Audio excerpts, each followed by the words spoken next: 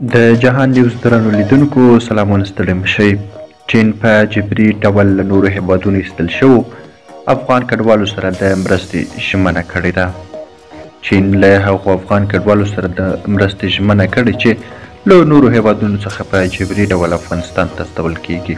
د طالبانو د حکومت د بهرنیو چارو وزارت مرستیال وایند حافظ ضیا احمد پرون د وري 21 باختر خبري اژانس ته چې طالبان یې اداره کوي وویل د دواړو هیوادونو د بهرنیو چارو وزارتونو د سیاسي معاونیتونو ترمنځ په درېیمه غونډه کې د چین حکومت ژمنه وکړه چې په جبري ډول له ایستل شوو افغان کډوالو سره به 100 میلیونه مرسته وکړي او د زړه د ناروغانو د درملنې او د تعلیمي بورسیو یا سکالرشیپونو د بیا پیل امکانات به برابر کړي.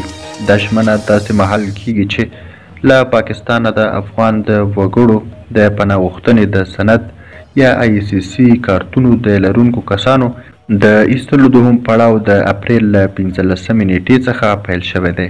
د پاکستان حکومت په لومړي پړاو کې چې تیر کال پیل شو شاوخوا 15 لکه افغان کډوال چې د پاکستاني چارواکو په وینا قانوني اسناد یې نه درلودل وایستل. درنو لیدونکو له ملتیا مو مننه که زموږ چینل مو نوی سبسکرایب کړی هیله ده چینل سبسکرایب کړئ.